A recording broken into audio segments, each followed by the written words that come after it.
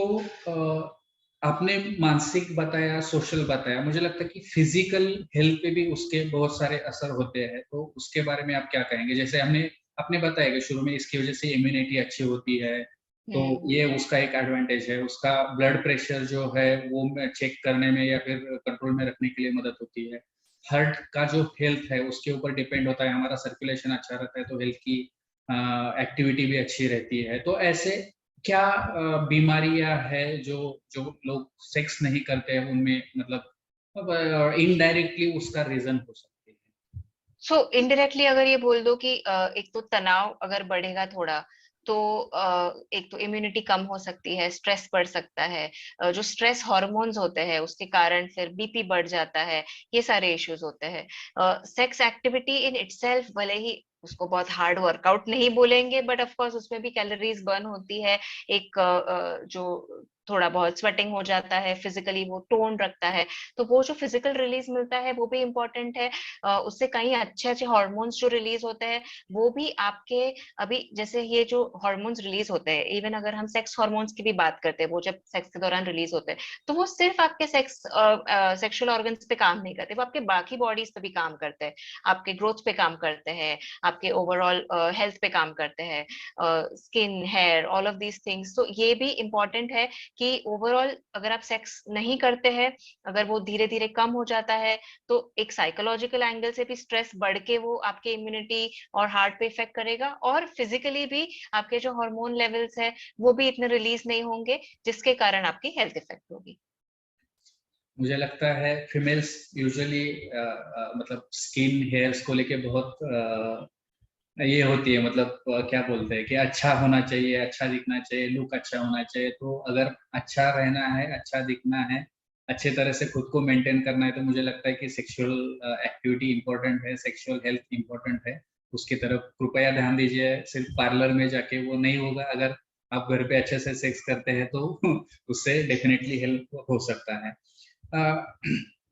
ऐसी क्या चीजें हैं, मतलब हम देखते हैं कि मालूम है फीमेल्स को कि कुछ लोग ऐसा है कि उनको मालूम है कि मुझे सेक्सुअल प्रॉब्लम हो रही है, या फिर सेक्सुअल कनेक्शन हमारा अच्छा नहीं है, सेक्सुअल लाइफ अच्छा नहीं है, मुझे कुछ तो प्रॉब्लम्स हो रही है, फिर हमारे रिलेशन में प्रॉब्लम है, लेकिन फिर भी वो उसके लिए हेल्प नहीं मांगते हैं या फिर वो हेल्प लेने की कोशिश नहीं करते।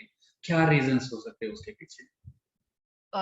सो कई बार ये हो जाता है कि एक तो पहले प्रॉब्लम है यही नहीं पता है कि ये क्या, ये प्रॉब्लम है, नहीं नहीं हो रही है इच्छा सेक्स करने की। जब हस्बैंड बोलते हैं तो हम मैं कर लेती हूँ, उसमें क्या प्रॉब्लम है फिर।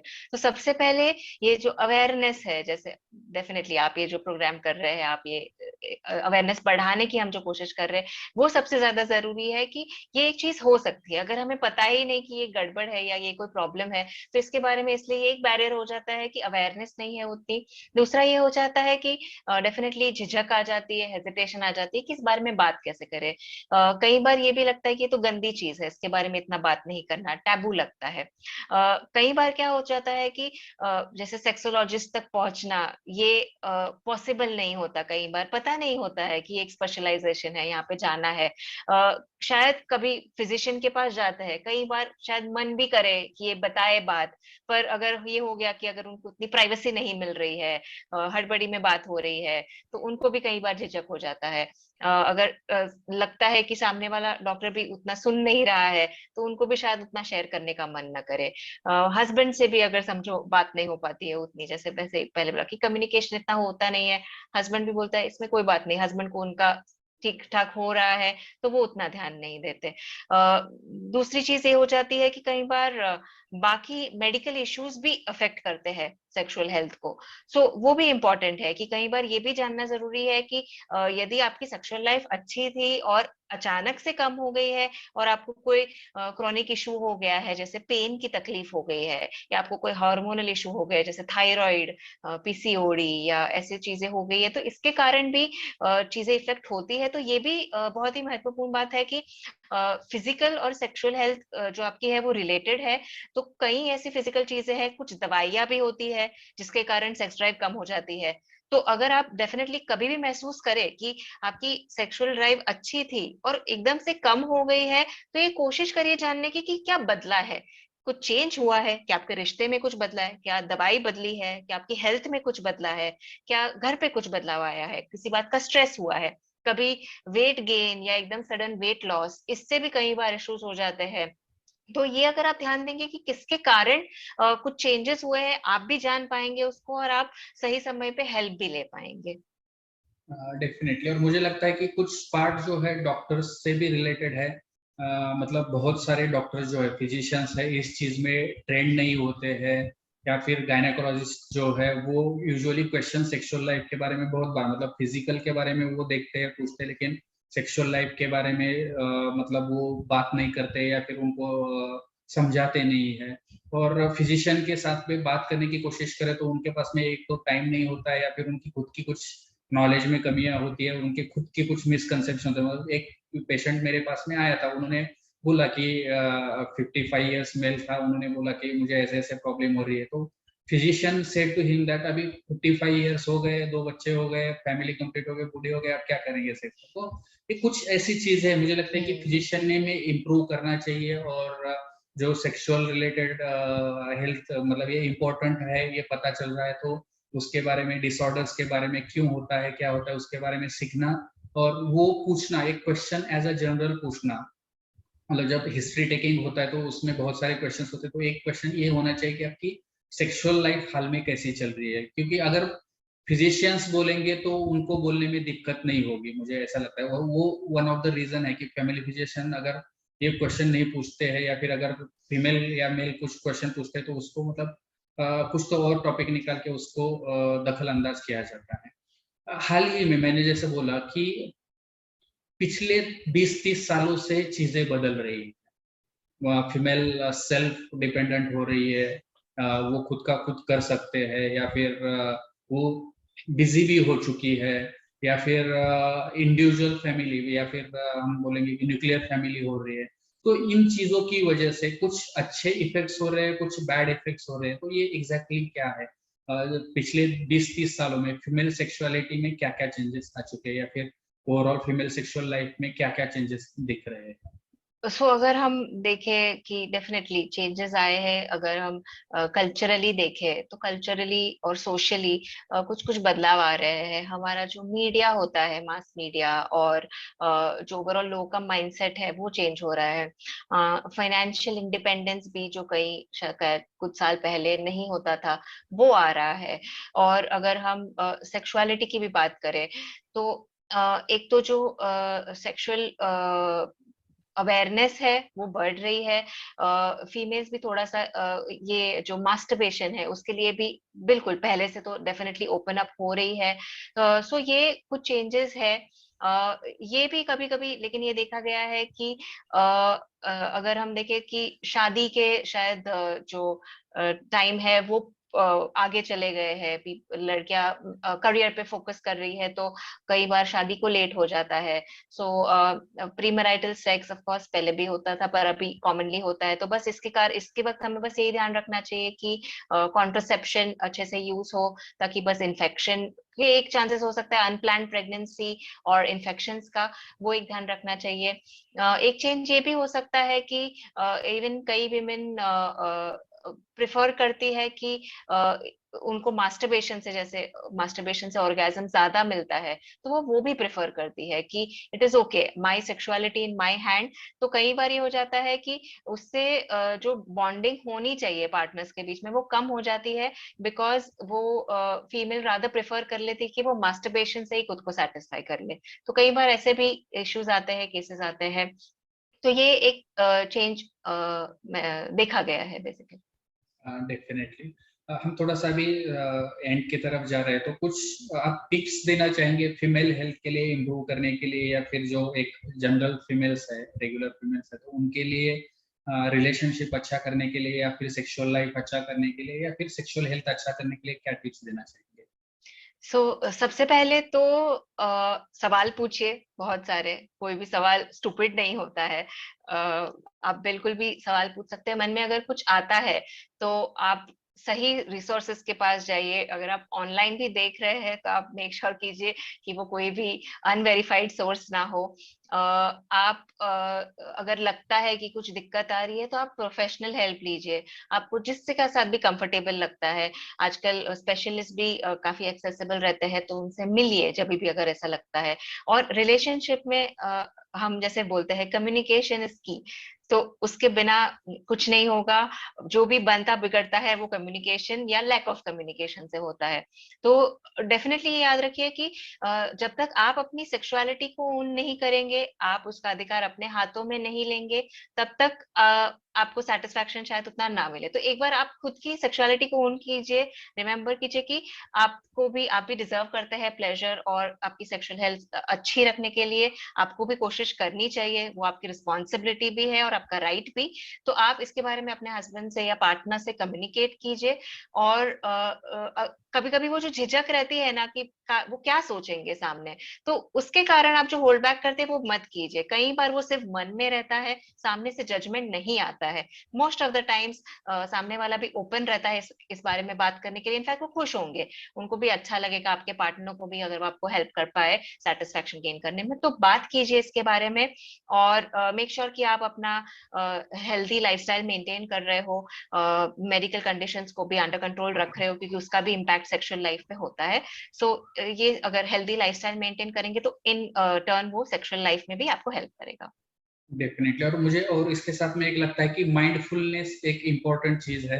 अगर हम बेडरूम में जाते हैं तो बेडरूम में इंश्योर करें कि ये बेडरूम है, ना कि कोई प्लानिंग रूम है। और मतलब जैसे कल क्या करना है, कल सुबह यहाँ जाना है, ये करना है, वो करना है, इसका ये करना है। तो ये सब चीजें सेक्स करते वक्त या फिर बेडरूम में जाते वक्त ये सब बाहर छोड़ के आए और सिर्फ मतलब प्लेजर एक्टिविटी की ये करे, ताकि ऑर्गेजम गैप जो है वो कम हो जाए, ऑर्गेजम अच्छे रहे। और ऑर्गेजम अच्छा मिल जाएगा तो सेक्सुअल हेल्थ डेफिनेटली अच्छी रहेगी, फिजिकल हेल्थ अच्छी रहेगी, इमोशनल हेल्थ अच्छी रहेगी। उसके साथ में जो है कि मेनोपॉजल वुमन में जो हमने देखा कि कुछ प्रॉब्लम्स आते हैं, तो उनके लिए आप क्या टिप देंगे? जो मेनोपॉजल वुमन है, पोस्ट मेनोपॉजल वुमन है, उनके लिए उनके सेक्सुअल हेल्थ के लिए आप क्या टिप्स देंगे? सबसे पहली बात कि वो एक चेंजिंग पीरियड है, तो तब आप खुद को समय दीजिए। कई बार ये हो जाता है कि वो इतना हम परेशान हो जाते हैं, इम्पेशेंट हो जाते हैं, अपसेट हो जाते हैं। तो ये याद रखिए कि ये एक इम्पॉर्टेंट बदलाव है, एक पड़ाव है लाइफ का। आप समय देंगे उस एडजस्टमेंट में, चीजें पहले जैसी शायद ना रहे, डिफरेंट होगी, पर हम उसमें भी एडजस्ट कर सकते हैं। दूसरी बात है, जब ये जेनाइटो यूरिनरी चेंजेस आते हैं, जो ट्रोफिक ये होता है, तो एक तो कई बार आप अपने पार्टनर को कम्युनिकेट कीजिए कि जो पहले टाइम लगता था ल्यूब्रिकेट होने को, मॉइस्चनेस आने को, वो शायद बढ़ जाएगा। फोरप्ले का टाइम लंबा कीजिए, चाहिए तो आप एक्सटर्नल हेल्प लीजिए, ल्यूब्रिकेशन यूज कीजिए। उससे क्या होगा कि आपको पेन नहीं होगा, बर्निंग सेंसेशन नहीं होगा, और प्लेजरेबल रहेगा एक्ट। दूसरी बात है कि आपका अगर डिजायर कम हो रहा है, उसमें बहुत इफेक्ट हो रहा है, तो आप अपने गायनेकोलॉजिस्ट से भी मिलिए। अगर हार्मोनल लेवल पे बहुत अगर कुछ चल रहा है, वो भी मेडिसिन से भी सपोर्ट कर सकते हैं उसके लिए। और एक और चीज जो है, जो तो बिल्कुल आपको आज से ही शुरू करनी चाहिए हर एज की विमेन ने, वो है कीगल एक्सरसाइजेस, जो आपके पेल्विक फ्लोर को स्ट्रॉन्ग करते हैं। तो क्योंकि आप अगर प्रेगनेंसी से जाते हो, और आपका पेल्विक फ्लोर या आपके जो वजाइना के अराउंड के जो मसल्स है, वो अगर कमजोर हो जाते हैं, तो उसका सेक्सुअल लाइफ पे बहुत इंपैक्ट होता है। उससे ये यूरिनरी सिम्टम्स भी बढ़ते हैं। तो ये जो कीगल एक्सरसाइजेस बोलते हैं, ये अगर आप रेगुलरली करेंगे, मेनोपॉज में भी करते रहेंगे, तो आपका जो पेल्विक मसल का जो टोन है या जो स्ट्रेंथ है, वो बढ़ते रहेगा। वो आपकी सेक्सुअल डिजायर सेटिस्फैक्शन में भी हेल्प करेगा, और आपके मेनोपॉजल सिम्टम्स जो है उसको भी कम करेगा। तो ये चीज है। और जब भी लगे कि इसका सिग्निफिकेंट इम्पैक्ट हो रहा है, तो आप डेफिनेटली आप अपने डॉक्टर को कंसल्ट कीजिए उससे। डेफिनेटली। पेल्विक जो कीगल एक्सरसाइज होते हैं, मैं यहाँ पे दर्शकों को बताना चाहूंगा कि these are for pelvic floor muscles. जो पेल्विक फ्लोर हमारा होता है, पेल्विक मसल्स होते हैं, उसके लिए है। आप नेट पे जाके भी देख सकते हैं, बहुत इजी है, ज्यादा इसमें कुछ दिक्कत नहीं है। और एक इजी, सबसे इम्पोर्टेंट इजी वे है कि आप जैसे आपकी पेशाब रोकते हैं, आपको अगर यूरिनेट करना है, अर्ज है और आप उसको रोकते हैं, तो वो सिंपल है। आप बैठे बैठे चेयर पे कभी भी आपको टाइम मिले, आप उस तरह से आप खुद के वो जो मसल्स है कॉन्ट्रैक्ट कीजिए, और 1 मिनट के लिए होल्ड कीजिए, और उसके बाद में आप छोड़ सकते हैं। ये सिंपली अगर आप सुबह 10 बार, शाम को 10 बार करते हैं, तो that is one way, simple way to do the pelvic floor exercise. बाकी और भी है, लेकिन ये एक सिंपलेस्ट तरीका है जो आप इजीली कहाँ पे भी कैसे भी मतलब इजीली कर सकते हैं। उसके साथ में जैसे आपने बताते हुए बोला कि आजकल ऐसा है कि मेल और फीमेल दोनों का भी शादी का उम्र बढ़ते जा रहा है। मतलब पहले जो था कि पहले तो 14-15 साल में ही होती थी, फिर 20 तक आया, आजकल 25, 30, 32, 35 तक भी ये उम्र जा रही है। तो इसमें बहुत सारी फीमेल्स है कि जो चाहती है कि मैं इतनी देर क्यों रुकी, मुझे सेक्सुअल लाइफ एंजॉय करना है। तो उनके लिए आप क्या सलाह देंगे? ये हालाँकि गलत नहीं है, लेकिन ये गलत नहीं है बेसिकली, वो उनका राइट है, वो उनका डिसीजन है, तो उनको आप क्या सजेशन देंगे? क्या सजेशन देना चाहेंगे? सो बेसिकली मैं सजेशन वही दूंगी कि आप मेक श्योर कीजिए कि वो आपकी कंसेंट से हो रहा है, आप प्रेशर में नहीं कर रहे हो, आप कॉन्ट्रासेप्शन यूज कर रहे हो, क्योंकि ये जरूरी है कि आप अपने जो पार्टनर है वो जरूरी नहीं है कि सिंगल पहले भी उनके कई एनकाउंटर हो सकते हैं, आपके भी हो सकते हैं, तो दोनों को प्रोटेक्ट करने के लिए, इन्फेक्शन ना हो बेसिकली उसके लिए आप कॉन्ट्रासेप्शन यूज कीजिए, प्रोटेक्शन यूज कीजिए। और जब ये कंसेंशुअल होगा तो इसमें कोई इश्यू नहीं है बेसिकली। और अगर हम सेक्सुअल एक्टिविटीज भी देखें तो वो भी कई अलग अलग टाइप्स की भी होती है। तो ये मेक श्योर कीजिए कि आप हर प्रकार के जो भी आप ट्राई कर रहे हो सेक्सुअल एक्टिविटी, उसमें आप हर तरह का आपकी कंसेंट से हो रहा है बेसिकली। डेफिनेटली, तो इसको हम यूजुअली 4 शब्दों में मतलब बोलते हैं, safe person, safe place, safe time और सेफ मेथड। मतलब जो सेफ पर्सन है, आपको श्योर होना चाहिए कि वो पर्सन सेफ है। आप मतलब यूजुअली पार्टनर ऐसा हो कि जिसके साथ में आपकी ट्यूनिंग अच्छी जमती हो, या फिर वो रिलेशनशिप में हो, वो बेहतर रहेगा रादर देन अननोन पर्सन या वन नाइट स्टैंड से। दूसरा जो होता है सेफ प्लेस, मतलब आप कहाँ पे सेक्स कर रहे हैं वो भी इम्पोर्टेंट है।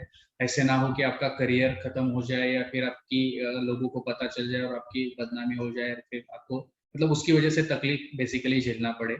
तीसरा जो है सेफ टाइम, उसमें जो है कि आपको मेंसेस के बारे में पता होना चाहिए, कौन सा पीरियड सेफ होता है, कब ये बराबर होता है, ये आपको जानना जरूरी है। और टाइम भी, मतलब आपको एटलीस्ट एक हाफ एन आवर या 1 आवर आपको लेना चाहिए, ताकि जल्दी में क्विक सेक्स ना हो और आप ऑर्गेजम या फिर जो प्लेजरेबल एक्टिविटीज है आप वो बराबर से ठीक से एंजॉय कर पाए, ताकि सेक्सुअल सेक्स के प्रति आपका एटीट्यूड अच्छा बना रहे। क्योंकि अगर इस पीरियड में आपका सेक्सुअल हेल्थ के बारे में एटीट्यूड ऐसे बन जाता है कि वो उसमें तो मजा ही नहीं आता है, तो वो आपकी आगे की सेक्सुअल लाइफ के लिए हैम्पर कर सकता है। और तीसरा जो है सेफ मेथड, जैसे मैम ने बोला कि कॉन्डोम हो सकता है, या फिर और भी मतलब जो प्रिकॉशनरी मेजर्स है वो उसको इंश्योर करना जरूरी है, ताकि वो सिर्फ कॉन्ट्रासेप्शन ही से ही नहीं बचाती है, बल्कि आपको जो आजकल एड्स जैसी बीमारियां है, या फिर क्लैमिडिया, गोनोरिया, ये जो सिफिलिस, ये जो सेक्सुअली ट्रांसमिटेड डिसीज है, उससे भी बचने में आपको मदद कर सकती है। कुछ लोग ऐसे भी है कि वो 30 हो गए, 35 हो गए, उनको शादी नहीं करना है, उनको बच्चे नहीं चाहिए, और वो अपने आप में खुश है, मतलब उनको सेक्सुअल लाइफ एंजॉय नहीं करना है। वो कहते हैं कि मैं असेक्सुअल हूँ और मुझे अच्छा लगता है, मुझे नहीं जरूरत है। कि बाकी लोगों को लगता है कि sex is overrated, for them sex is overrated, तो उनको लगता है कि वो कुछ गलत कर रहे हैं क्या, फिर या फिर उन लोगों के लिए आप क्या सलाह देंगे जो असेक्सुअल रहना चाहते हो और वो उसमें खुश है, तो आप उनके लिए क्या सलाह देंगे? सो जैसे अब हमने LGBTQ की बात की, सो यहाँ पे LGBTQIA+, सो उसमें ए जो है वो है एसेक्सुअलिटी। तो आजकल जब जब हमने और रिसर्च किया है, हमको और जानकारी मिली है, तो हमने ये देखा है कि सेक्सुअलिटी बहुत ही फ्लूइड है, वो एक स्पेक्ट्रम पे है। तो यहाँ पे एसेक्सुअलिटी एक स्पेक्ट्रम पे आती है। जिस इंसान को सेक्सुअल सेक्स करने में इंटरेस्ट नहीं है, उनको वैसे थॉट्स नहीं आते, उनको इच्छा नहीं होती, और मेन बात यह है कि उनको उस बात की परेशानी नहीं होती है कि मुझे इच्छा नहीं होती है, तो वो जानना जरूरी है। तो आप डेफिनेटली जब आप ये इन लोगों से मैं वही कहना चाहूंगी that be sure that why is this, ये कहाँ से आ रहा है बेसिकली। ये ऐसा ना होना चाहिए। कई बार क्या हो जाता है, काफी औरतें बोलते नहीं नहीं मुझे इंटरेस्ट नहीं है, पर कई बार पीछे मन में डर है कि सेक्स से पेन होगा क्या, तो डर लगता है कि बहुत ब्लीडिंग हो जाएगा क्या। ये भी एक मिसकंसेप्शन है कि बहुत सारा ब्लीडिंग होगा अगर पहली बार सेक्स करेंगे तो ये जो मिसकंसेप्शन है उसमें कई बार औरतों को नहीं करना होता है। तो एसेक्सुअलिटी बिल्कुल एक्सेप्टेबल है।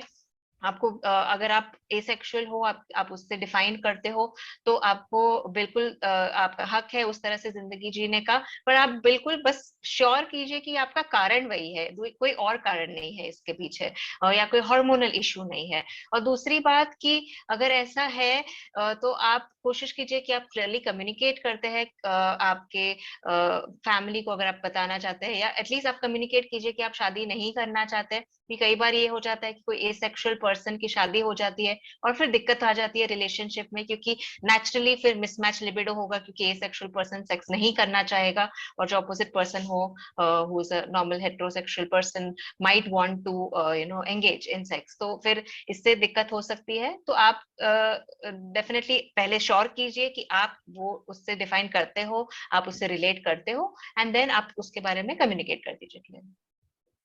और जैसे आपने एलजीबीटीक्यू और ए प्लस जैसे बोला कि ए प्लस के बारे में हमने बात की, उसमें जो है एक जो पार्ट है लेस्बियन जो है या फिर सेम सेक्स इन्वॉल्वमेंट है, तो ये भी आजकल मतलब जायज है या फिर ये इट्स नॉट अ इलनेस, ये नॉर्मल सेक्सुअलिटी का एक पार्ट है। तो उन लोगों के मन में भी कुछ गिल्ट होता है, ये भी इन्वॉल्व होते हैं सेम सेक्स में या फिर, तो उन लोगों को अगर ये कुछ प्रैक्टिस करना चाहते हैं तो उन लोगों को आप क्या सलाह देंगे? सो बेसिकली वही है कि ये अभी अभी थोड़ा एक्सेप्टेंस और आ रहा है इसके बारे में। कभी कभी यहाँ पे जो साइकोलॉजिकल इश्यूज है वो और कॉम्प्लेक्स होते हैं, क्योंकि कई बार वो अपने अपने पर्सनल ट्रॉमा से भी आए होते हैं कि उनको एक्सेप्टेंस नहीं मिला होता है। तो कई बार रिलेशनशिप में भी और चैलेंजेस आते हैं।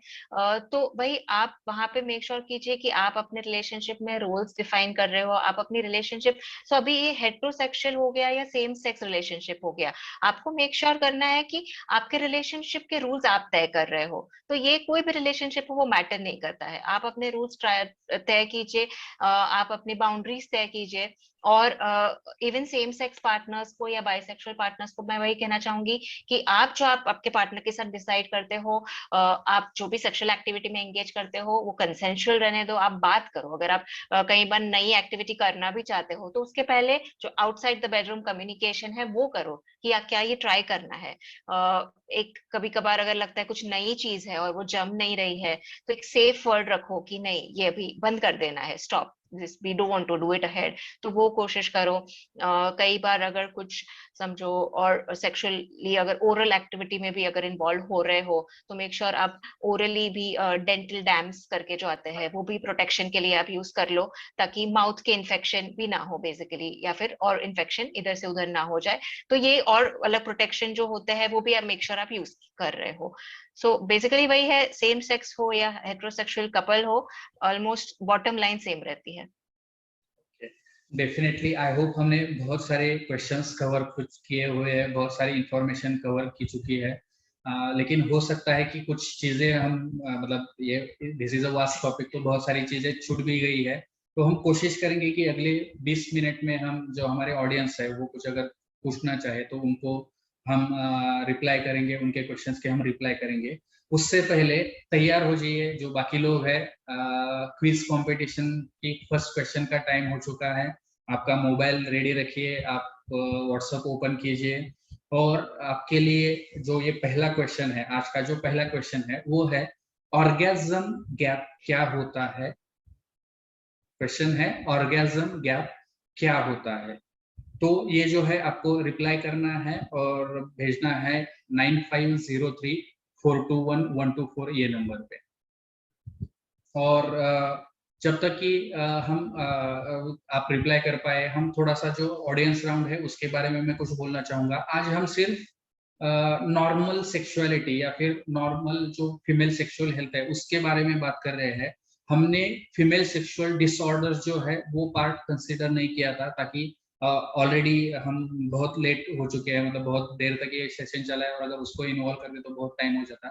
तो ये जो सेशन है फीमेल सेक्सुअल डिसऑर्डर्स वो हम बाद में एज अ सेपरेट एपिसोड या फिर सेपरेट सेशन लेने वाले हैं। तो उस बारे में आप क्वेश्चन ना कीजिए। आप जब ऑडियंस क्वेश्चन पूछ रहे हैं तो ये जो हमने बात की उस तक लिमिट रही है, या फिर उसके साथ इस बारे में और कुछ क्वेश्चंस रहेंगे तो पूछिए। सेक्सुअल डिसऑर्डर्स के बारे में या फिर फीमेल सेक्सुअल डिसऑर्डर के बारे में मत पूछिए, क्योंकि आगे हम अगर नए जो सेशन रहेगा उसमें हम ये कवर करेंगे। दूसरी रिक्वेस्ट ये है कि खुद को अनम्यूट खुद से मत कीजिए। मैं रिक्वेस्ट करता हूं कि आप खुद का हैंड रेज कीजिए। अगर आप जब हैंड रेज करेंगे तो मैं एक एक को मौका दूंगा ताकि कोई प्रॉब्लम ना आ जाए। हो सकता है कि हमने जैसे बोला कि ये थोड़ा सा पर्सनल इशू है, तो कोई डायरेक्टली क्वेश्चन ना पूछना चाहेंगे, उनको हेजिटेट होता होगा। अगर आपको ऐसे मतलब झिझकने की कोई बात नहीं है, वी विल से कि आप बात कीजिए, let's talk about sex, it's there is nothing wrong in that. अगर उसके बाद भी अगर आपको लगता है कि नहीं मुझे पूछना नहीं है, तो आप कमेंट बॉक्स में मैसेज डाल सकते हैं। कमेंट बॉक्स में आपका क्वेश्चन आ जाएगा, तो हम डेफिनेटली वो क्वेश्चन लेने का क्वेश्चन करेंगे। और सबसे इम्पोर्टेंट, आज का जो टॉपिक है उसकी उसे ही स्ट्रिक्ट रखे। नॉर्मल मतलब जो साइकेट्रिक प्रॉब्लम्स है या फिर अदर जो इश्यूज है उसके बारे में क्वेश्चंस ना पूछे। यहाँ पे बजरंग सर से मैं रिक्वेस्ट करूंगा कि आप खुद को अनम्यूट कीजिए और आपका क्वेश्चन पूछिए। हाँ साहब नमस्कार। हाँ सर जी मुझे नमस्कार। ये पूछना है, जैसा कि आजकल जैसा कि बताया वो भूमिका तो आपने बताई दी, तो सीधा क्वेश्चन पे ही आता हूँ।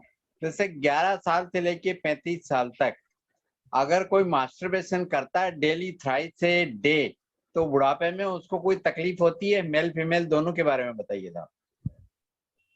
Okay, ma'am. Okay. Would you like to respond? हाँ, okay, yes. So basically Bajrang ji, जैसे मैंने बताया कि मास्टरबेशन का जो समय होता है या आप क्यों कर रहे हैं वो इम्पोर्टेंट होता है। तो मास्टरबेशन तब करना चाहिए जब आपको इच्छा हो रही है। कई बार ये भी हो जाता है कि मास्टरबेशन एक बार आप इच्छा होते तब करने लगते हो, पर अगर वो आदत सी बन गई है, आपको बोर हो रहा है तभी भी अगर आप करते हो, अगर आपको कुछ और करने का मन नहीं करता, सारा दिन मास्टरबेशन ही मन में रहता है, काम पे उसका इफेक्ट होता है, उसकी जैसे आदत सी हो जाती है। जैसे अगर सिगरेट पीने की जैसे आदत होगी, वैसे अगर मास्टरबेशन की आदत हो जाती है तो ये आपके लिए हानिकारक है। मास्टरबेशन तभी कीजिए जब आपको इच्छा हो रही है उसकी। तो अगर उसकी आदत हो जाती है तो उसका नेगेटिव इम्पैक्ट हो सकता है सेक्सुअल लाइफ पे। और कई बार ये भी हो जाता है कि अगर बहुत एक्सेसिव मास्टरबेशन अगर होता है तो ये हो सकता है कि फिर पार्टनर सेक्स से उतना प्लेजर नहीं मिलता, या फिर सॉर्ट ऑफ आपको रिवायर करने के लिए उस पर कोशिश करनी पड़ती है, क्योंकि बॉडी को फिर बहुत आदत हो जाती है एक तरह से प्लेजर मिलने की। तो कई बार ये हो जाता है कि अगर बहुत एक्सेसिव मास्टरबेशन हो रहा है तो फिर पार्टनर सेक्स में कुछ थोड़ी सी एफर्ट लेनी पड़ती है उसमें ट्रांजिशन करने के लिए। Thank you.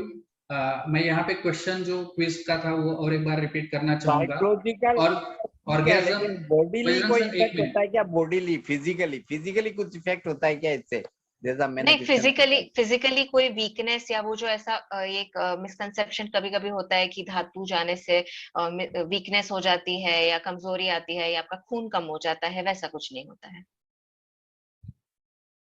ये जो क्वेश्चन था क्विज का, वो क्वेश्चन था ऑर्गेजम गैप क्या होता है। आपको सिर्फ, आप हिंदी, मराठी या अंग्रेजी कोई भी लैंग्वेज में आप बोल सकते हैं, रिप्लाई कर सकते हैं ऑर्गेजम गैप क्या होता है। यहाँ पे हमारे दूसरे जो क्वेश्चन पूछ रहे हैं रूपा अग्रवाल, आप कृपया खुद को अनम्यूट कीजिए और क्वेश्चन पूछिए। रूपा अग्रवाल। जी नमस्ते। मैडम मेरा प्रश्न ऐसा है कि जहाँ पर स्पाउस में दो लोगों में सेक्सुअल डिजायर में डिफरेंस है, तो वहां पर मतलब एक, जैसे अगर हम लोग उदाहरण के लिए बोले कि एक को एक रोटी की भूख है और एक को 4 रोटी की भूख है, तो ये वाला मिसमैच लाइफ लॉन्ग के सेक्सुअल इंटरेक्शन में क्या गाइडेंस देंगे हम ऐसे कपल? राइट। सो ये जैसे जो मिसमैच डिजायर जो है वो कॉमन है। कई बार ऐसा लगता है ये एक नई चीज लगती है या ऐसा लगता है कि ये सब हमारे साथ हो रहा है, पर ये काफी कॉमन फिनोमिनन है कि जब जो डिजायर्स है वो मिसमैच होते हैं। जैसे कि हम डिजायर को भी अगर हम एक स्पेक्ट्रम लेवल पे देखें तो किसी का बहुत कम भी हो सकता है, किसी का ज्यादा हो सकता है। तो यहाँ पे बेसिकली बात करके यही करना है कि आप एक सॉर्ट ऑफ अग्रीमेंट पे आओ कि हम 1.5 या 2 रोटी खाएंगे। सो बेसिकली यहाँ पे अगर समझो कि एक पार्टनर का हफ्ते में 4 बार करने का मन है, तो और एक का 1 ही बार करने का मन है, तो आप करते हो कि 2 बार करेंगे। एक बार हम पेनिट्रेटिव या सेक्स करेंगे, दूसरी बार एक जो चीज होती है जिसको हम म्यूचुअल मास्टरबेशन बोलते हैं। सो उसमें ये भी होता है कि आप एक्चुअल सेक्स जो पेनिट्रेशन वाला सेक्स है वो नहीं करते, पर एक दूसरे की मास्टरबेशन में सहायता करते हो, फोरप्ले पे ज्यादा फोकस करते हो। इससे स्ट्रेस नहीं बढ़ता है, जो पार्टनर की इच्छा कम होती है, और दूसरे पार्टनर को सेटिस्फैक्शन भी मिलता है। और जब इस बारे में कम्युनिकेट कर रहे हो तो आप ये भी एंकरेज कर सकते हो कि जिस पार्टनर की इच्छा ज्यादा है उसको हम एंकरेज करते हैं कि वो मास्टरबेशन करे, ताकि उसका जो सेक्सुअल डिजायर है, सेक्सुअल टेंशन है, वो रिलीज होता रहेगा। और यहाँ पे आज और भी एक बात, सॉरी, थोड़ा और पूछना था, कैन आई कंटिन्यू? या कंटिन्यू। साथ में इसमें बहुत बार ऐसा देखा गया है कि फीमेल पार्टनर को ओरल या एनल सेक्स पसंद नहीं, से ज्यादा उससे घृणा होती है उससे, और वहां पर मेल पार्टनर जो है उन्हें इस कारण से बहुत ज्यादा दिक्कत आती है। ये एक प्रश्न है, और इससे लगते ही दूसरा साथ में पूछती हूँ कि विजुअल स्टिमुलस का the visual stimulus to increase sexual desire is seen much more common in male compared to female. तो ये दोनों चीजों का उत्तर में। राइट। सो इसमें भी अगर हम ओरल और एनल सेक्स की बात करते हैं तो इट इज ट्रू कि कई बार इसमें भी डिसएग्रीमेंट हो जाता है। सो इसमें ये इम्पोर्टेंट है कि ये जो आउटसाइड द बेडरूम टॉक है, आप उसके बारे में कपल्स ने बात करनी चाहिए, but at the end of the day consent is important यहाँ पे। जो अगर फीमेल्स है उनको जो भी बिलीव्स या ओरल या एनल सेक्स के बारे में है, वो उसके बारे में बातें कर सकती है, वो उसके बारे में शेयर कर सकती है, उनके बिलीफ्स क्लियर कर सकती है। अगर वो चाहे तो स्टेप वाइज एंगेज कर सकती है ओरल सेक्स में, जैसे विद प्रोटेक्शन। अगर उनको घृणा लगती है तो जैसे अगर फ्लेवर्ड कॉन्डम्स होते हैं तो ताकि उससे वो थोड़ा सा अगर ग्रेजुअली अगर वो करना चाहे तो इस प्रकार से स्टेप बाय स्टेप कर सकती है। बट अल्टीमेटली वही है कि ऑफ कोर्स अगर ये हम ओरल या एनल सेक्स की बात करते हैं तो विदाउट कंसेंट इसमें मूव फॉरवर्ड नहीं करना चाहिए। और अगर हम विजुअल स्टिमुलाई की बात करें तो ये भी आपने सही बताया कि अगर हम जनरली देखें तो men are more stimulated by visual. जो अगर पॉर्न की बात करें या देखने की, तो विजुअली ज्यादा स्टिमुलेट होते हैं, एंड विमेन आर मोर उनको थोड़ा सा लेयर्ड सटल स्टिमुलस, जैसे कि फैंटेसाइज करना या चीजें देख, क्या बोलते हैं, पढ़ना। बेसिकली अगर नॉवेल्स वगैरह है वो पढ़ने से ज्यादा स्टिमुलस मिलते हैं। तो इसमें वही है कि मेल और फीमेल में ये बेसिक डिफरेंसेस शायद रहे, पर बात करने के बाद वही कंसेंसस होगा कि हम आपको जो पसंद है वो कर सकते हैं, थोड़ा आपको जो पसंद है, this time we'll try what you like. So basically it's like कि थोड़ा सा क्या बोले कि सेल्फ सेंटर कम होके जब पार्टनर्स एक दूसरे के लिए भी कुछ कुछ करेंगे धीरे धीरे, तो अल्टीमेटली उन दोनों के सेटिस्फेक्शन लेवल्स इंप्रूव होंगे। तो जैसे कि अभी आपने बोला कि अभी विजुअल है, तो अगर मेल को चाहिए कि एक इंटरकोर्स के दौरान कुछ विजुअल स्टिमुलस हो, नेक्स्ट टाइम में भी अगर स्लो रोल प्लेइंग, अगर फीमेल चाहती है तो स्लो रोल प्लेइंग, या फिर अगर कुछ नरेशन हो वैसा टाइप का चाहिए, तो बारी बारी अगर आप ट्राई करते रहोगे तो it will improve the relationship. मैं थोड़ा सा इसमें ऐड करना चाहूंगा, जो आपने पहला क्वेश्चन पूछा था कि मिसमैच जो होता है, तो जो नई जनरेशन है, अगर आप में से कोई यहाँ पे है तो शादी करने से पहले आजकल एक नया जो आया है टर्म कि sexual compatibility. Sexual compatibility is like finding this thing कि आपके मन में सेक्स के बारे में क्या है, सामने के मन में बारे में सेक्स के बारे में क्या है, और वो मैच होता है कि नहीं होता है, वो थोड़ा सा देखना आजकल जरूरी है। जो शादी हो चुके हैं उसके लिए मैडम ने बताया, लेकिन जो अभी करने वाले हैं या फिर होंगे, तो उसके लिए ये थोड़ा सा सेक्सुअल कंपैटिबिलिटी के बारे में अपने होने वाले पार्टनर से डिस्कस करना इम्पोर्टेंट है या फिर जरूरी है। दूसरा जो क्वेश्चन आपने पूछा था, इसमें हमें यही याद रखना है कि it's not wrong, anal sex oral sex कुछ रॉन्ग नहीं है, उसके आपके मन में घृणा क्यों है ये आपको समझना जरूरी है। अगर सिर्फ मिसकंसेप्शन की वजह से सिर्फ आपको अच्छा नहीं लगता या फिर वो जगह गंदी है, ये सोच के अगर आप उसका प्लेजर नहीं ले पा रहे या फिर उसमें इन्वॉल्वमेंट नहीं ले पा रहे, तो आपको थोड़ा सा जो आपका जो फर्म बिलीफ है उसको थोड़ा सा कहीं पे तो थोड़ा सा उसको चेंज करना जरूरी है, या फिर उसको जैसे मैम ने बोला कि स्टेप वाइज इन्वॉल्व करने की कोशिश करना है। अगर आपको अच्छा लगता है तो आप कंटिन्यू कर सकते हैं, अगर आपको लगता है कि नहीं मुझे अच्छा नहीं लगता है और मुझे ये करना ही नहीं, तो आप थोड़ा सा उस एग्रीमेंट पे आ सकते हैं कि हम ये नहीं करेंगे। और जो है कि अगर आप इन्वॉल्व होते हैं तो सबसे इम्पोर्टेंट ये है कि सेक्सुअल हाइजीन मेंटेन करना बहुत जरूरी है। मेल टू फीमेल हो या फिर फीमेल टू मेल हो, जो भी हो, तो दोनों का भी ये जरूरी है कि वो सेक्सुअल हाइजीन जो है वहाँ का प्रॉपरली, मतलब जो हेयर्स है वो थोड़ा सा अच्छे से रिमूव किया जाए, या फिर वो उसकी साफ सफाई अच्छे से की जाए, सेक्स करने से पहले वो अच्छे से साफ किया जाए, वो इम्पोर्टेंट है। अगर ये सब करते हैं तो डेफिनेटली उसमें कोई, अगर कंसेंट से होता है तो उसमें कोई गलत नहीं है।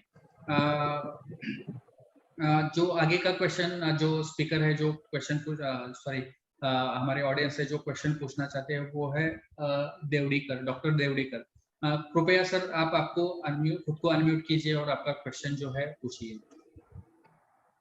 नमस्ते सर, नमस्ते मैडम। आपका जो सेशन है बहुत अच्छा तरह चल रहा है, आपको दोनों को धन्यवाद। मेरा क्वेश्चन ऐसा है सर और मैडम कि मेरा लड़का है जो फर्स्ट ईयर इंजीनियरिंग में पढ़ रहा है। तो एक दिन वो घर आया था तो उसको गले के पास कुछ लगा हुआ था, तो उसको पूछा भाई क्या लगा है, तो उसने बताया डैडी लव बाइट है। So we both were hang, मैं और मेरी पत्नी हैंग रह गए कि अभी इसको कैसे टैकल किया जाए। ये जो क्वेश्चन हमारे सामने आया कि लो बाइट है, तो उसको पूछा कि भाई आपने सेक्स किया क्या, कैसे किया, फिर कुछ प्रॉपर उसका ये लिया था क्या, कुछ सिक्योरिटी या सेफ्टी कुछ आपने उसका लिया था क्या। तो ये बोलते बोलते थोड़ा सा उससे उससे निकाल लिया, उसने बोला सेफ्टी लिया था, लेकिन उसमें आगे कैसे उसको ये किया जाए वो समझ में नहीं आ रहा है हमारे और मेरे मैडम को।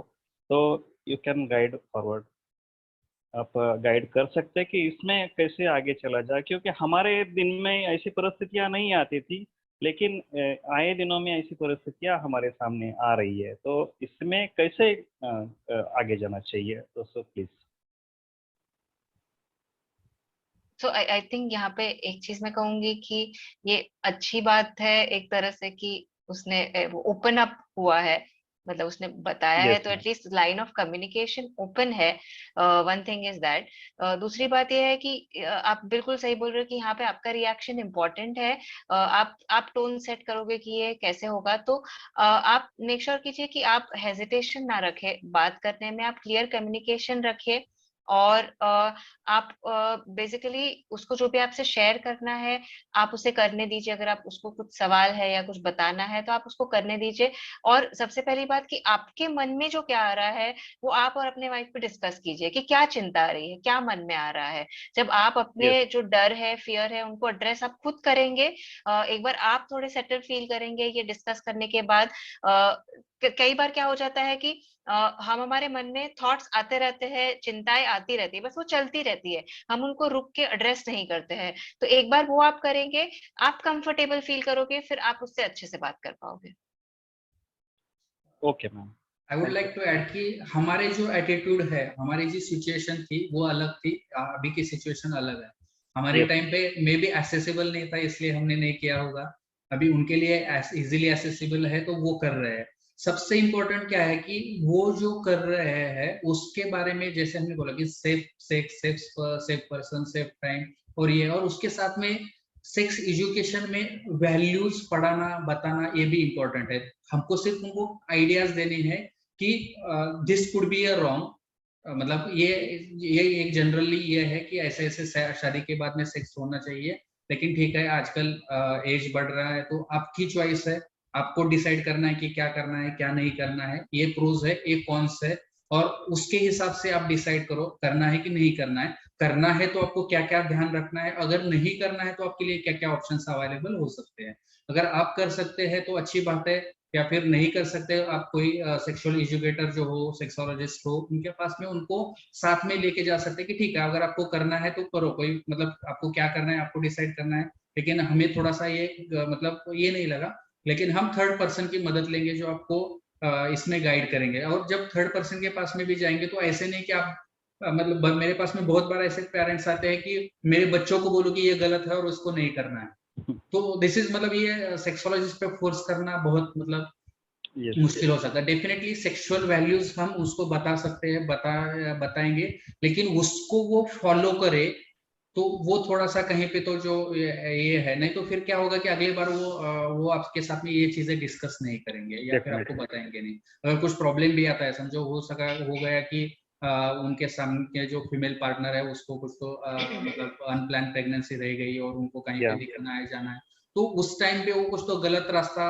अपनाएंगे और वो आपसे डिस्कस नहीं करेंगे। तो ओपन अप रहिए। अपने जो एटीट्यूड है वो अलग है, हमारे सिचुएशन के हिसाब से बने हुए हैं। अभी के उनके जो एटीट्यूड है वो अभी के सिचुएशन के हिसाब से बन रहे हैं, बस उससे उनको कहीं पे मेंटल ट्रॉमा ना हो, उनको फिजिकल ट्रॉमा ना हो, कुछ मतलब हेल्थ रिलेटेड इशू ना हो, और उसके उनके सोशल लाइफ में करियर में उसको कुछ प्रॉब्लम ना हो। ओपन अप मतलब बी ओपन टू देयर मतलब whatever they think and whatever they choose. उनकी चॉइस रिस्पेक्ट करना भी उतना ही इम्पोर्टेंट। Fine, thank you. जो क्वेश्चन था ऑर्गेज्म क्या था, और किसी को रिप्लाई करना है तो रिप्लाई कर सकते हैं, क्योंकि सेकंड क्वेश्चन का भी टाइम आने वाला है। अगर किसी को रिप्लाई करना है तो प्लीज रिप्लाई कर सकते हैं। यहाँ पे चैट बॉक्स में आई थिंक किसी का और क्वेश्चन नहीं है। एक सिर्फ कमेंट आ चुकी है जो कि still oral and anal sex is related, anal sex related dirty feeling in female is a biggest problem of sexual dissatisfaction between couples. Maybe this can be or this is again personal choice, female की personal choice है, male की personal choice है। बस जैसे ma'am ने बोला कि एक कंसेंट पे आके ये होना जरूरी है। अगर दोनों को अच्छा लगता है तो ही करना है, नहीं तो आप डिसएग्री कर सकते हैं। अगर किसी को क्वेश्चन पूछना है तो प्लीज आप चैट बॉक्स में डाल सकते हैं, हम क्वेश्चन लेने की कोशिश करेंगे। फिलहाल हम 10-15 मिनट हम ये चालू रखेंगे। 10-15 मिनट में अगर किसी को कुछ डायरेक्टली क्वेश्चन पूछना है तो डायरेक्टली पूछ सकते हैं, अगर चैट बॉक्स में डालना है तो चैट बॉक्स में डाल सकते हैं। मैम तब तक जब तक कोई कमेंट आ जाए या फिर कोई क्वेश्चन आ जाए, जो मिसकंसेप्शंस है उसके बारे में और कुछ आप बताना चाहेंगे? क्योंकि बहुत सारे मिसकंसेप्शन है जो हमने छोड़ दी थी टाइम के इसके हिसाब से, तो उसके बारे में आप कुछ बोलना चाहेंगे? और कुछ आपको लगता है कि ये कंसेप्शन के बारे में हमने बात नहीं की? जैसे कि एक जो है कि ये जो मेंसेस होता है, जो पहले 3-4 दिन होते हैं जिसमें एक्टिव ब्लीडिंग होता है, उस टाइम पे सेक्स करना गलत है। तो ये मुझे लगता है ये डेफिनेटली एक मिसकंसेप्शन है कि वो गलत है। नहीं, क्यों नहीं करना चाहिए ये चीजें अलग हो सकती है, लेकिन नहीं करना चाहिए ये जो मिसकंसेप्शन है उसके बारे में आप क्या मतलब हमारे श्रोताओं को बताना चाहिए?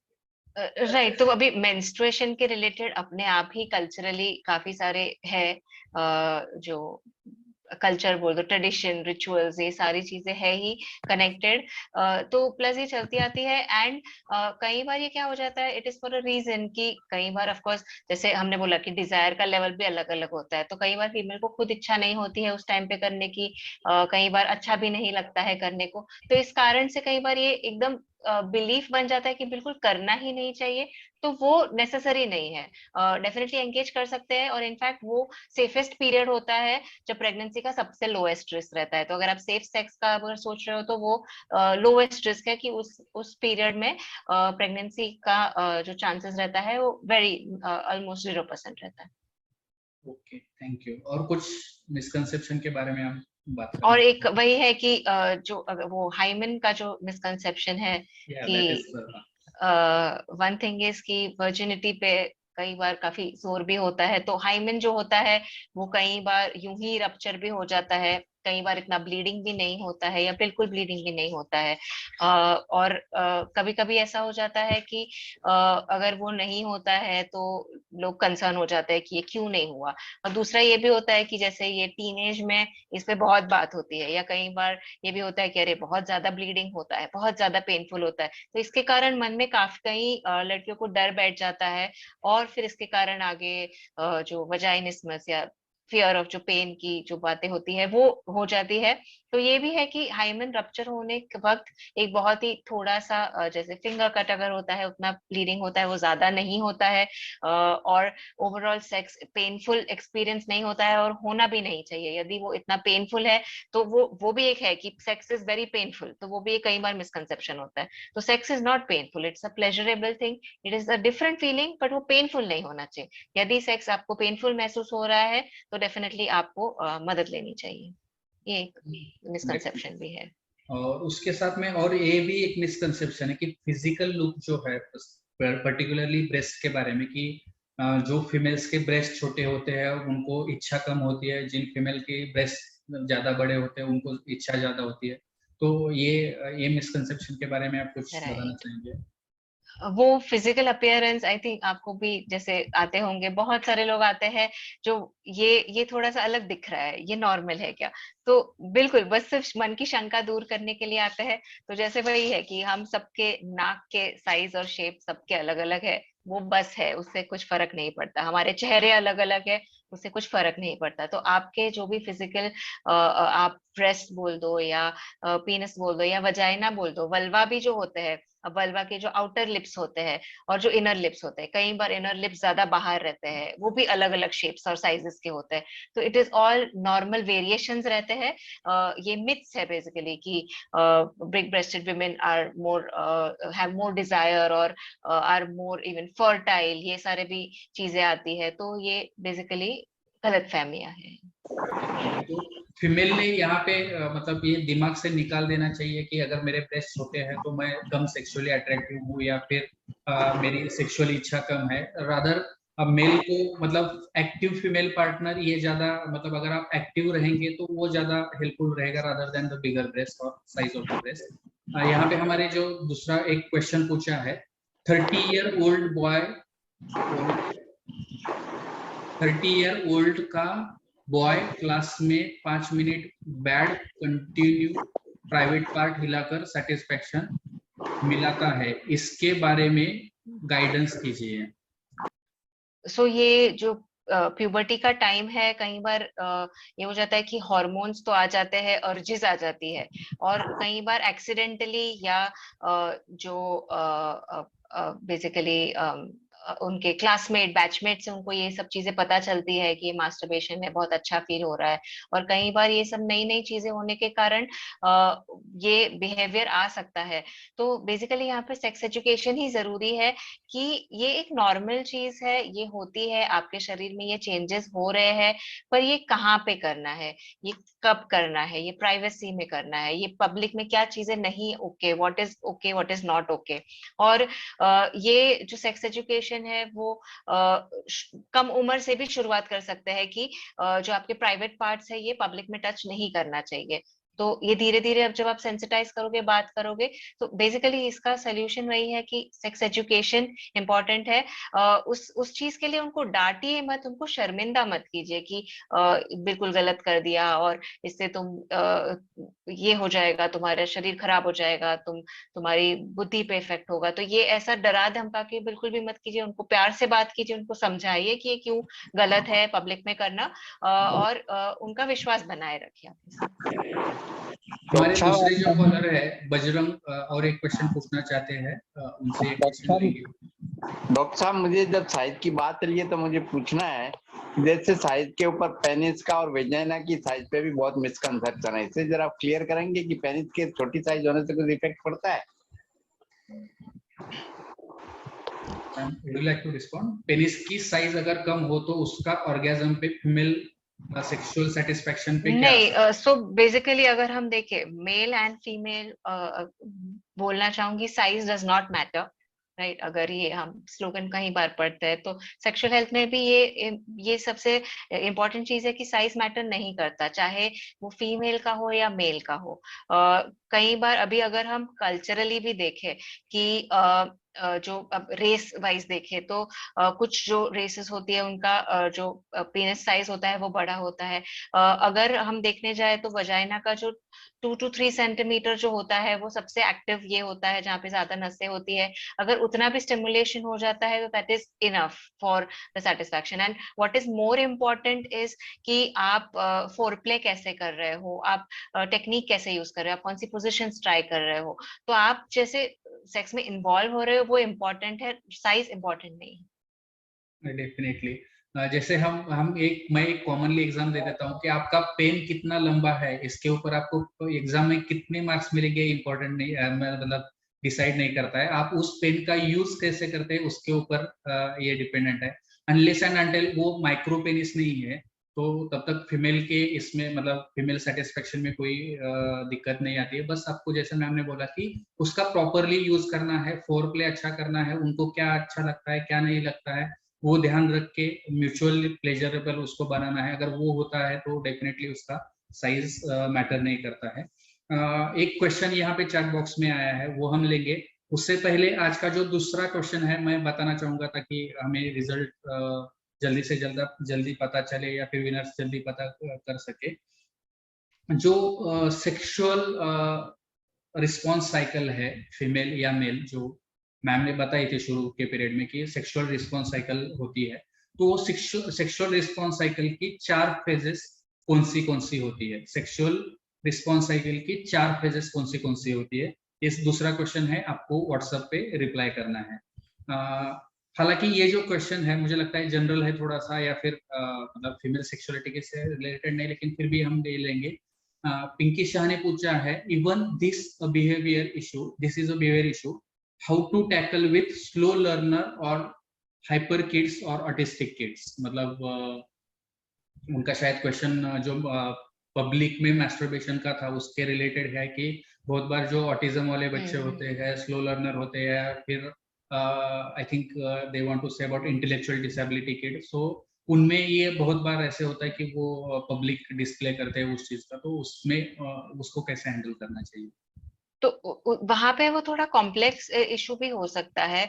अब अगर हम इंटेलेक्चुअल डिसेबिलिटी की बात करें तो उसमें भी हम माइल्ड मॉडरेट सिवियर जो डिसेबिलिटी होती है, तो अगर IQ level is somewhat higher and वहां पे अगर बिहेवियर थेरेपी का कुछ स्कोप है, जैसे कि जो हम ट्रेनेबल बोलते हैं, अगर वहां बिहेवियर थेरेपी का कुछ स्कोप है, तो जैसे कि कुछ टेक्निक्स होते हैं जैसे पॉजिटिव री, उस तरह से उनका उनका वो बिहेवियर चेंज किया जा सकता है।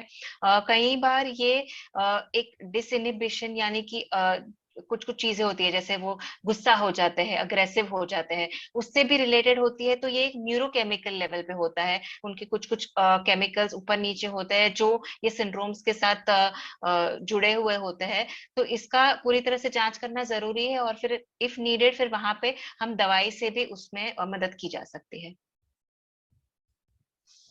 Definitely, thank you ma'am. अगर और किसी को कुछ क्वेश्चन पूछना है तो पूछ सकते हैं या फिर चैट बॉक्स में डाल सकते हैं।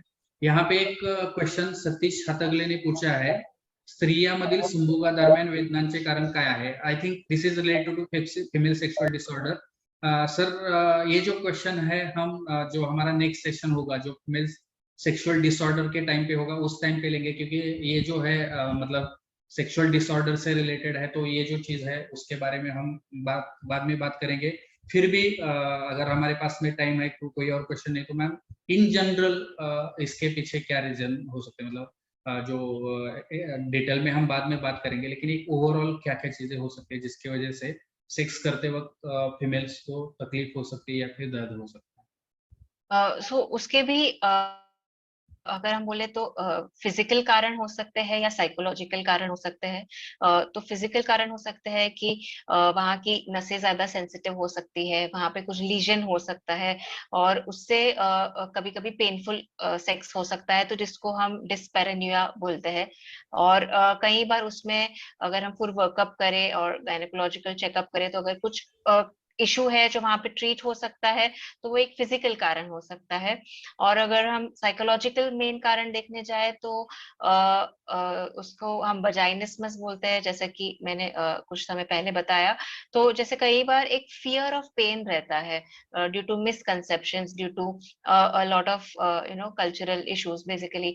तो ये एक फियर ऑफ पेन जो है, उससे क्या हो जाता है कि वहां के जो मसल्स है वो पेनिट्रेशन जब कोशिश होती है तब टाइट हो जाते हैं अपने आप, और उस टाइटनेस के कारण क्या होता है कि फिर पेन होता है एक्चुअली, और फिर वो जो बिलीफ है कि सेक्स पेन करेगा वो कहीं रिकन्फर्म हो जाता है, और ये साइकिल के कारण वो पेनफुल हो जाता है। तो वो जब इस पे थोड़ा सा साइकोथेरेपी से और काउंसलिंग से जब हम काम करते हैं, रिलैक्सेशन टेक्निक से काम करते हैं, कीगल एक्सरसाइजेस से, तो उस पे ओवरकम किया जा सकता है। तो मेनली ये दो चीजें हैं जिससे सेक्स पेनफुल हो सकता है। डेफिनेटली।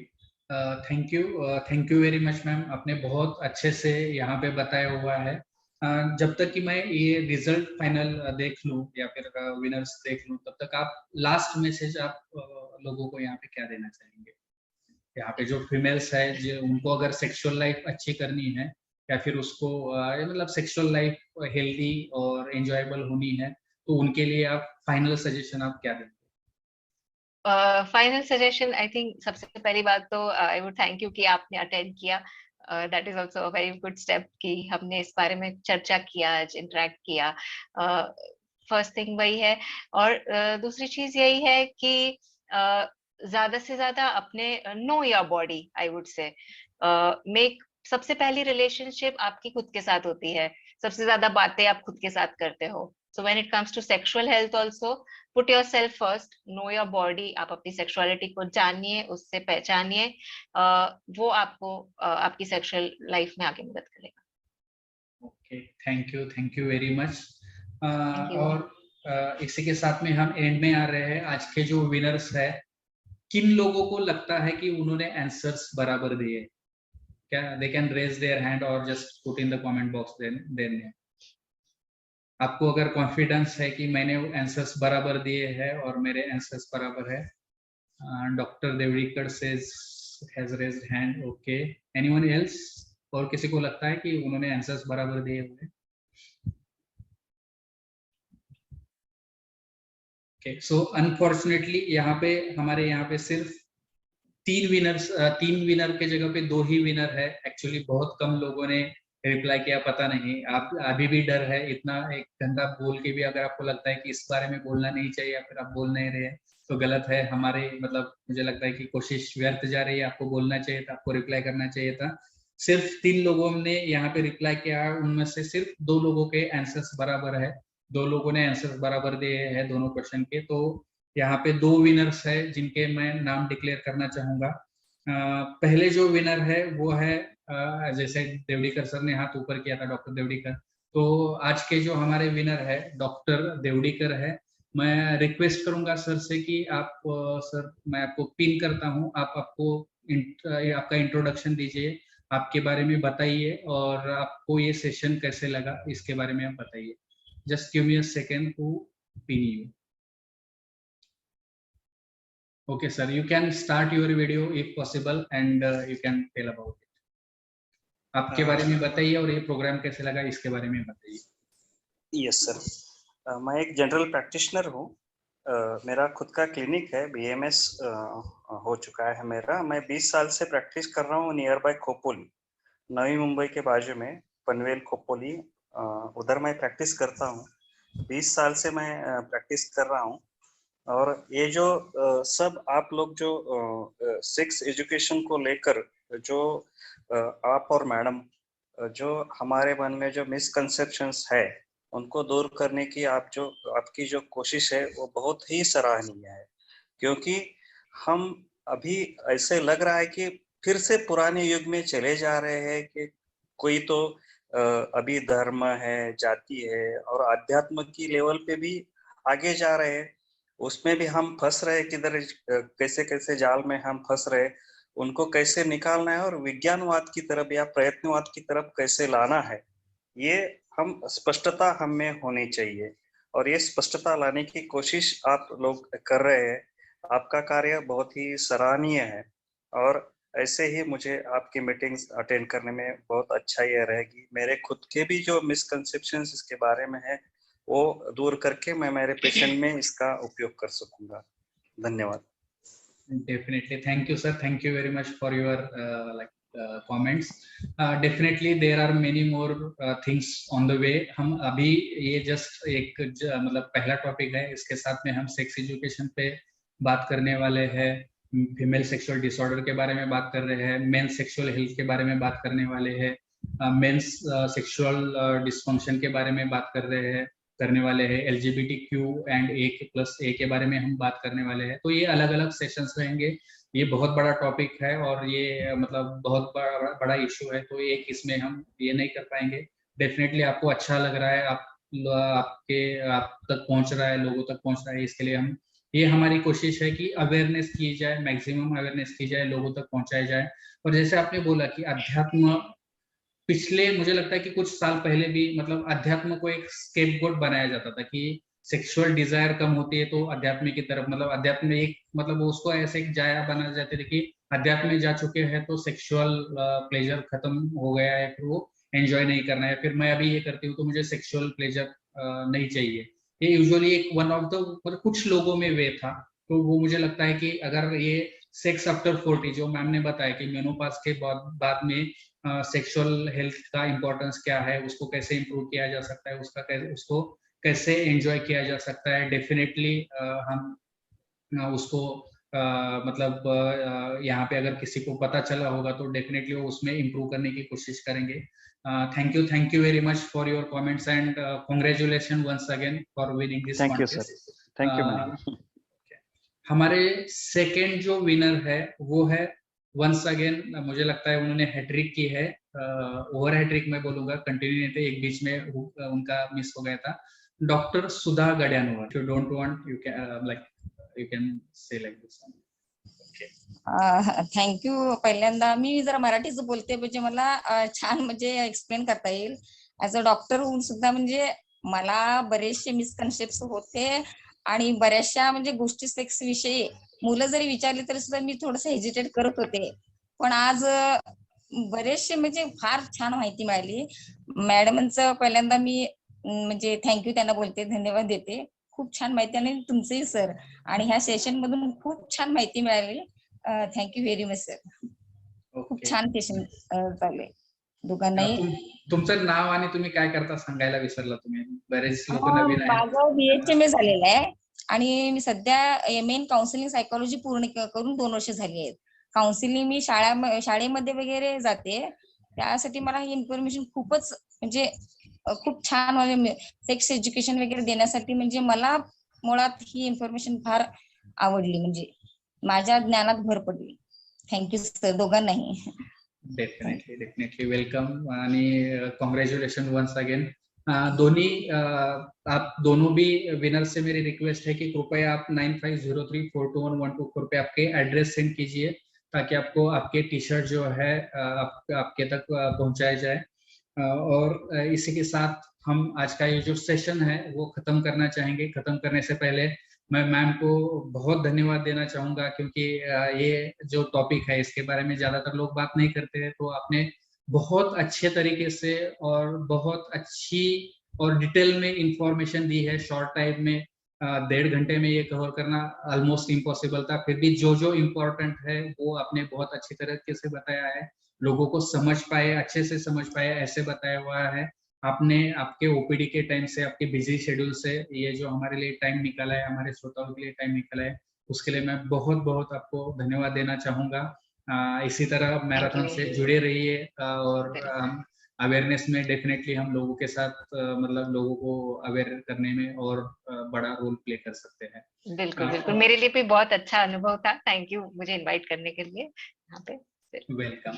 और यहाँ पे जो भी हमारे श्रोता थे जो एंड तक रहे हैं उनके लिए मैं धन्यवाद देना चाहूंगा। जो बीच में छोड़ गए उनके लिए भी मैं उन्हें भी धन्यवाद देना चाहूंगा क्योंकि बहुत सारे लोग थे। मुझे सुबह में ही एक मैसेज आया कि मैं घर में ये प्रोग्राम नहीं देख सकती और उसके हिसाब से मुझे कृपया जब आप यूट्यूब पे लिंक यूट्यूब पे आप ये अपलोड करेंगे तो प्लीज मुझे लिंक भेज दीजिए। मुझे लगता है उनके तुलना में आप बहुत मतलब वो इंटरेस्टेड तो है लेकिन वो अभी भी वो बोल्ड नहीं है कि वो एक्सेप्ट कर पाए। तो मुझे लगता है कि आपने बहुत बड़ा ये चीज किया है कि आप ये अटेंड कर रहे हैं, आप सुन रहे हैं, और डेफिनेटली इससे आपको मदद हो जाएगी, आपकी पर्सनल लाइफ में मदद हो जाएगी, आपकी जो सोशल लाइफ है, प्रोफेशनल लाइफ है, उसमें भी आपको मदद हो जाएगी। तो आप सभी लोगों ने अटेंड किया, वो सभी अटेंडर्स जो अटेंडीज है उनको मैं धन्यवाद देना चाहूंगा।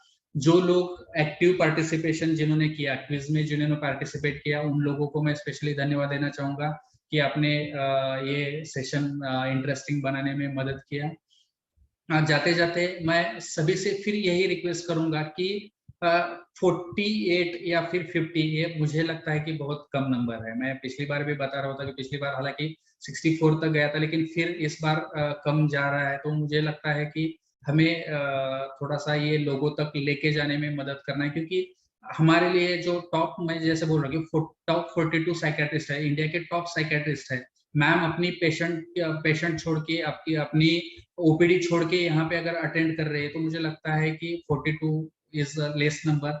हमें और लोगों तक जाना चाहिए, लोगों तक पहुंचाना चाहिए इस प्रोग्राम के बारे में। ये किसी के फायदे के लिए नहीं है, ये आम जनता के लिए, सबके ये अवेयरनेस के लिए है। तो मुझे लगता है कि ये लोगों तक लेके जाने में मदद कीजिए। हो सकता है तो कृपया लाइव अटेंड कीजिए, यूट्यूब सेशन के भरोसे मत बैठिए। आप लिंक तो मांगेंगे, लेकिन हो सकता है कि दूसरे आपकी प्रायोरिटी चेंज हो जाएगी और आप सुनना भी भूल जाएंगे, या फिर और कोई प्रायोरिटीज आ जाएंगी। तो ज्यादातर रिक्वेस्ट है कि आप कृपया लाइव सेशन अटेंड कीजिए, और ये जो मैसेजेस है लोगों को भेजिए व्हाट्सएप ब्रॉडकास्ट लिस्ट से, व्हाट्सएप ग्रुप से, या फिर पर्सनल कॉन्टैक्ट से, आपके सोशल मीडिया जो हैंडल्स है। हम कुछ गलत नहीं कर रहे हैं, हम अवेयरनेस के लिए कोशिश कर रहे हैं, तो उसको ज्यादा से ज्यादा स्प्रेड कीजिए ताकि ज्यादा से ज्यादा लोगों तक ये पहुंचाया जा सके। तीसरा, हो सकता है कि कहीं पे हम गलतियां कर रहे हैं जिसकी वजह से ये अटेंडेंस कम ज्यादा हो रहा है, या फिर हमें जो लगता है कि अटेंडेंस होना चाहिए वो नहीं है। अगर आपको ऐसे लगता है कि हम कहीं पे गलत है, तो definitely we are open for suggestion. जो आपने जो नंबर सेव किया है 9503421124, उस पे आप डेफिनेटली, अच्छी बातें तो आपने यहाँ पे की, बुरी बातें अगर कुछ है या फिर कुछ सजेशंस है इम्प्रूवमेंट करने के लिए कुछ जरूरी है, तो डेफिनेटली हमें आप मैसेज कर सकते हैं, व्हाट्सएप पे रिप्लाई कर सकते हैं। अगर आपको कुछ लगता है कि और कुछ टॉपिक्स होने चाहिए जो इंक्लूड इस सेशन में होना चाहिए, बहुत कुछ आना बाकी है, लेकिन फिर भी अगर आपके कुछ चॉइसेस है कि ये जो मैराथन है, माइंड केयर मैराथन है, इसमें 42 सेशंस होने वाले हैं, तो उसमें ये एक इम्पोर्टेंट सब्जेक्ट है और उसको इन्वॉल्व किया जाना चाहिए, इंक्लूड किया जाना चाहिए। अगर आपको ऐसे लगता है तो प्लीज आप उसी नंबर पे 9503421124 पे रिप्लाई कर सकते हैं या फिर आंसर कर सकते हैं। Thank you once again ma'am, thank you all the listeners. इसी के साथ में हम विदा लेते हैं, मिलेंगे जो हमारा सेकंड मंगलवार है। पहले मंगलवार को ये सेशन नहीं होगा, सेकंड मंगलवार को होगा। आपको आपके दिए गए नंबर पे मैसेजेस आते जाएंगे, उसमें डिटेल्स आपको मिल जाएंगे। कृपया जुड़े रहे और मिलेंगे सेकंड मंगलवार को 7 बजे, ठीक 7 बजे। तब तक गुड बाय, गुड नाइट।